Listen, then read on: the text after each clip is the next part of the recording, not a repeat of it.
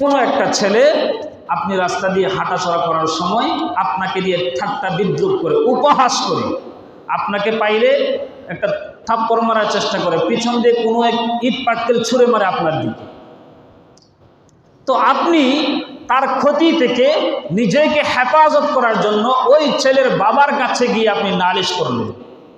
দেখেন, মুসলমান ছেলে তার অগোচরে তার ব্যাপারে নালিশ করেছেন, এই কথাটা সে শুনলে অবশ্যই মনে মনে আঘাত পাবে কিনা?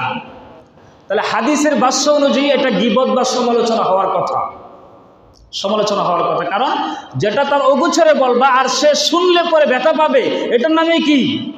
একটু কথাগুলো বোঝার চেষ্টা করবেন, আর বুঝলে একটু হা না বলার চেষ্টা করবেন দয়া করে।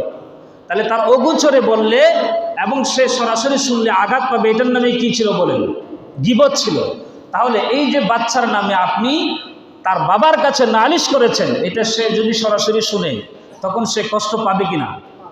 তাহলে হাদিস অনুযায়ী গীবত হওয়ার কথা ছিল, সমালোচনা হওয়ার কথা ছিল, আর এর দ্বারা পাপ হওয়ার কথা ছিল।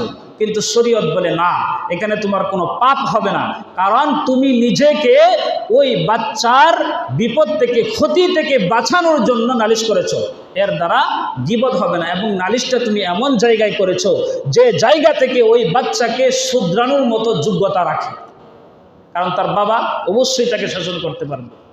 চোর গুন্ডা বদমাইশের ব্যাপারে আপনি নালিশ করবেন, আপনি এলাকার গণ্যমান্যদেরকে বলতে হবে, ওরা বসবে, মিটিং করবে, আলোচনা করবে, তারপরে বিচার করবে। এখন যদি আপনি প্রকাশই না করেন, তাহলে কি আপনি ওদের ক্ষতি থেকে নিজেকে হেফাজত করতে পারবেন?